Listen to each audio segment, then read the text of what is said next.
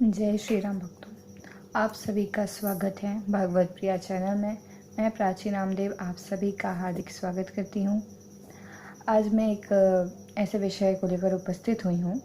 एक हमारे सब्सक्राइबर हैं, उनका कमेंट था कि नाम जाप का हमें तरीका बताएं, तो उसी को लेकर मैं उपस्थित हुई हूँ। धन्यवाद जो आपने अपनी समस्या हमसे शेयर की। तो मैं आपको कमेंट में अच्छे से समझा नहीं पाती, इसलिए ये वीडियो मैं बना रही हूँ। तो नाम जाप का तरीका जो होता है, सर्वप्रथम देख लेते हैं कि माला, हर देवी देवता की अलग माला होती हैं। जैसे कि अगर हम भगवान गणेश का नाम जाप करें तो उसके लिए हमें लाल चंदन की माला उपयुक्त होती है। माँ सरस्वती के लिए स्फटिक की माला, माँ लक्ष्मी के लिए कमलगट्टे की माला, हनुमान जी के लिए मूंगे की माला, पुत्र जिह्वा के लिए, पुत्र प्राप्ति के लिए पुत्र जिह्वा की माला, और भगवान शिव के लिए रुद्राक्ष की माला। और अगर हम निष्काम भाव कहते हैं कि अगर हमें निष्काम करना है तो तुलसी की माला राम नाम के लिए अति उपयुक्त होती है, ईश्वर के लिए। तो हम राम नाम के लिए तुलसी की माला का उपयोग करते हैं। अब हम बात करते हैं आसन की, कि आसन किस प्रकार का होना चाहिए। तो आसन कच्ची मिट्टी का आंगन या फिर चौकी, या तो धरती पर या तो चौकी, लकड़ी की चौकी पर बैठकर, या फिर सूती या फिर चटाई। हमें सिंथेटिक आसन का उपयोग नहीं करना है। आसन का रंग यदि लाल या सफ़ेद हो तो अच्छी बात है। अब हम बात करते हैं दिशा की। अगर हम दिन के समय करते हैं नाम जप, तो हमारी जो दिशा होती है वो या तो वो पूर्व होनी चाहिए या तो उत्तर होनी चाहिए। अगर हम रात्रि के पहले नाम जप करते हैं तो उस समय हमारी जो दिशा है केवल और केवल उत्तर होनी चाहिए। हम बात करते हैं समय की। हमारा एक निश्चित समय होना चाहिए। सर्वप्रथम तो ब्रह्म मुहूर्त से 4 से 5 बजे का समय उपयुक्त होता है नाम जप के लिए। और प्रदोष काल में हम नाम जाप तो सूर्योदय के पूर्व या फिर रात्रि के सोने के पूर्व हमें नाम जाप करना चाहिए। उस समय प्रतिदिन का हमारा एक निश्चित समय होना चाहिए, उसी समय आपको नाम जाप करना चाहिए। नाम जाप का स्थान केवल एक निश्चित होना चाहिए, कहीं बार बार चेंज नहीं करना चाहिए। हो सके तो हमारा नाम जप एक ऐसे एकांत स्थान में, शांत स्थान में होना चाहिए जहाँ पे ज़्यादा लोगों का आना जाना ना हो, या तो वो देवालय हो या कोई मंदिर हो, देवालय हो तो ज़्यादा उत्तम रहेगा। कहते हैं कि भजन और भोजन एकांत में करते हैं तो ही फलीभूत होते हैं।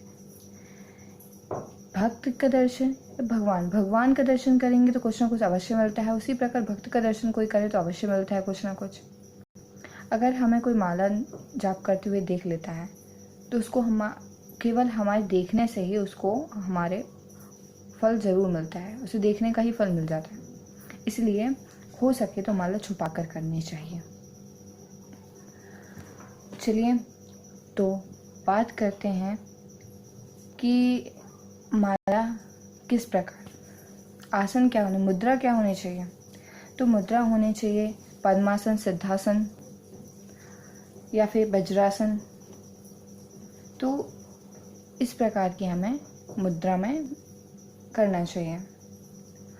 और अब बात करें कि माला किस प्रकार फेरनी चाहिए। तो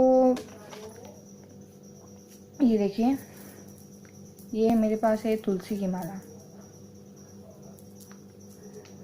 ये होता है सुमेरु, ये उठा हुआ जो मोती है ये सुमेरु। तो हमें माला हमेशा आगे की ओर फेरनी है, पीछे की ओर नहीं फेरनी है।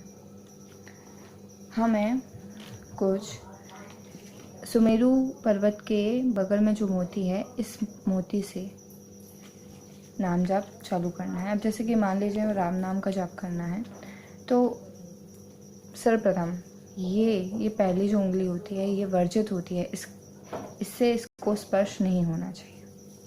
हमें 1 2 3 और ये अंगूठा, मतलब इसका यूज़ नहीं होना है, बाकी इन चारों का यूज़ हम कर सकते हैं। तो हमें ये इस प्रकार रखना है और उसके बाद या तो हम ये इस उंगली से या तो अंगूठे से, इन दोनों का यूज़ करेंगे इसको घुमाने में। जैसे राम राम राम राम राम राम। इसी प्रकार हमने ये यहाँ से पूरा ये घुमा लिया। पूरा यहाँ पे नाम जाप हो गया है, राम राम राम राम। सुमेरु पर्वत को क्रॉस नहीं करना है, सुमेरु पर्वत को क्रॉस नहीं करना है। हम इसको अपने अंगूठे की मदद से घुमा लेंगे, परंतु हमें सुमेरु पर्वत नहीं लांघना है। अब जैसे इसका अर्थ ये है, हमने यहाँ से यहाँ तक की, फिर हमें यहाँ से यहाँ तक कुछ जितनी बार करना है, पर ये जो सुमेरु पर्वत है हम इसको क्रॉस नहीं करते हैं। और नाम जाप के पश्चात ये सुमेरु पर्वत को ये दोनों आँखों में ऐसे लगाते हैं। ये होता है यहाँ पे आज्ञा चक्र। हमारी आंखें पवित्र मानी गई हैं, यहाँ पे आज्ञा चक्र होता है। तो इसे स्पर्श करने से जो एनर्जी होती है वो हमें प्राप्त होती है। अब जितना हो सके अपने हृदय के पास में रखकर ही माला का जाप करना चाहिए। दूसरी बात कि हमारी जो माला है 108 मोती की, हमें नाभि के नीचे माला नहीं जाने देनी है। नाभि के नीचे माला नहीं होनी चाहिए, क्योंकि नाभि से नीचे का भाग अपवित्र माना जाता है और नाभि के ऊपर का भाग पवित्र माना जाता है। तो नाभि से नीचे नहीं होनी चाहिए। तो ये समस्या सबसे अधिक होती है, तो उसके लिए हम गौमुख का प्रयोग करते हैं। ये गौमुखी होती है, इसमें आप कुछ इस प्रकार अपनी माला रखिए और जो उंगली वर्जित है उसको हम बाहर निकाल लेते हैं, और जो उंगली से हम करना है उस प्रकार हम हृदय के पास रखकर नाम जाप कर सकते हैं। इससे ये नाभि के नीचे नहीं जाती है, क्योंकि हृदय के पास भी एक चक्र होता है, तो इसलिए यहाँ पर रखकर किया जाता है। इसलिए इस गौमुखी का, और वैसे की वैसे निकालने की जरूरत नहीं है, बस सुमेरु को वैसे ही स्पर्श हम कर सकते हैं।